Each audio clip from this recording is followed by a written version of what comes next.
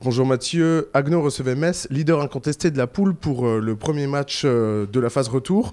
C'était un gros morceau et comme au foot, les Alsaciens sont aussi fait attraper par les Lorrains. Absolument, bon, on s'attendait à une grande opposition. Hein. Bon, c'est une équipe qui est très bien jouée. On va avoir que entrée de match sur un essai à la main, une passe de main à main. Tout de suite, un premier essai. On est encore la tête dans les vestiaires. Pourtant, on avait même préparé toute cette semaine, peut-être pas assez parce qu'il fallait un peu plus de temps pour se préparer pour affronter un gros leader. Il y a 3 semaines d'entraînement, mais avec les fêtes et tout ça, tout était raccourci. Donc, on a cru qu'on était prêt, la preuve que non. Et là, on va voir avec des belles enveloppes. Ici, Bonjean, très inspiré avec Alexandre Bonjean qui jouait à Strasbourg à l'époque. De ce coup de pied qui est récupéré adroitement par les Messins, cette avancée permanente, hein, ces passes, ces nourrières de passes qui vont se distribuer. Alors il va se faire une faute, un plaqueur. Alors on va être sanctionné, on va perdre des joueurs, on va jamais jouer à 13, ce qui explique un petit peu cette perméabilité de la défense. Et on va voir ici tout de suite pénalité rapidement jouée à la main et malheureusement un deuxième essai déjà et on est à peine au début du match. Donc c'est difficile. 11 minutes, c'est vraiment rien du tout. Donc là ici Kevin Fontaine.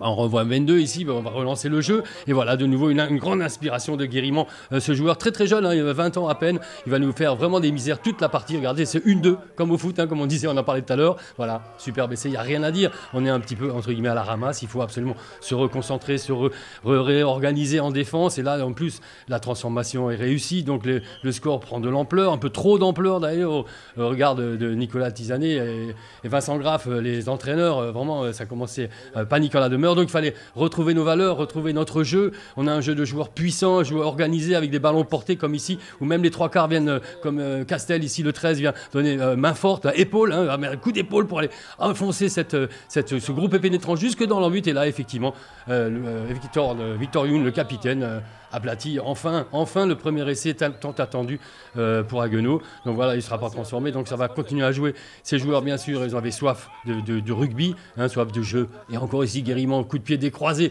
le rebond malheureux qui lobe Martin Aubenzac, le demi-mêlée. Et là, de nouveau, ce numéro 10 qui va aller à la pleine vitesse, redonner un ballon qui va partir sur les extérieurs. Et à droitement, Bonjean, fixé donné sur le 3e ligne, replacé, impeccable, rien à dire. Disons, on était vraiment débordé cette première mi-temps. On voit qu'on est à 34 minutes déjà, tellement de points. Une touche mal négociée. Mal lancé par les Haguenoviens qui profitent de nouveau, ce 3e ligne très véloce qu'on l'a vu tout à l'heure sur les extérieurs qui vient de marquer, qui fait de nouveau 40 mètres, là le ballon de nouveau à disposition, plaqueur plaqué, 2 plaqueurs, l'arbitre décide maintenant que c'est un essai de pénalité, il n'a même pas besoin de le transformer, c'est 7 points de plus dans la besace. Et alors donc là-dessus on va pouvoir se contenter de quelques miettes avec ici Kevin Fontaine qui va réussir à faire effectivement une belle pénalité, donc là ça rassure un petit peu, mais le score quand même 31-8 à la mi-temps, ça fait mal. Donc là on repart à la mi-temps, ça les murs ont tremblé, comme dirait Tisanet. Hein. Et là, de nouveau, histoire de plaqueur plaqué, on vient de voir de nouveau 2 joueurs qui plaquent. Hein. Donc là, une pénalité, mais elle profite, l'arbitre n'interrompt pas le jeu. L'avantage profite en profitant aux Messins. Ils vont aller marquer encore un essai. Donc là, maintenant, il faut remettre le cœur à l'ouvrage. Et là, effectivement, dans les valeurs sûres, ici, ce groupe est pénétrant. Heureusement qu'on sait le maîtriser, ce jeu-là, pour que le score arrête un petit peu, qu'on mette la main un peu sur la balle aussi, qu'on garde, qu'on monte cette puissance ici. On va voir aussi avec Victor Bouvier qui est en train de pousser, là, qui vient de rentrer, qui vient de marquer de nouveau un essai de pénalité. L'arbitre est assez friand de ça. Il est très cohérent par rapport à ça. Hein, quand il y a une faute, quand c'est de l'anti-jeu, c'est sanctionné par un essai de pénalité. Ici, voilà, de nouveau, une passe sur un pas, sur les extérieurs. Là, on n'était vraiment pas. C'est une copie à revoir complètement au niveau des lignes arrière, au niveau de l'agressivité et de la réorganisation défensive. Donc, qu'est-ce qu'on va faire là? Victor Bouvier, on en parlait, ce jeune joueur qui vient de rentrer, là, qui percute, qui est très très dur à arrêter, malheureusement. On ne va pas pouvoir développer le jeu là-dessus, même si on voit qu'avec Julien Benoît encore ici à l'impact, un ballon bien relevé à chaque fois par Aubenzac, mais l'organisation Messine ne permettra pas de franchir, comme ici on voit encore un plaquage de Bonjean.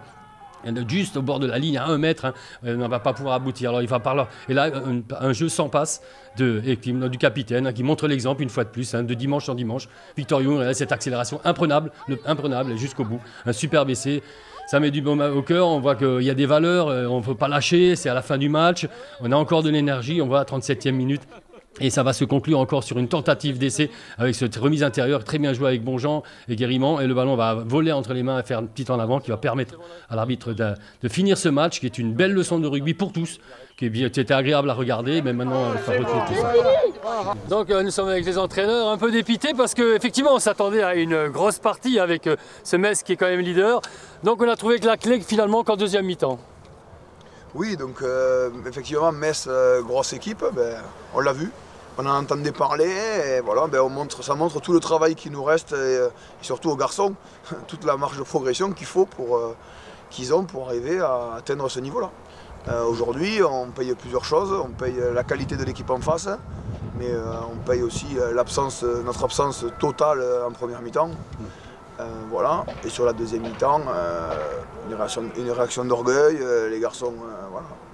Les murs ont tremblé, les joueurs ont réagi, on finit sur une deuxième mi-temps plus correcte et plus cohérente avec ce qu'on a vu les dernières sorties à domicile.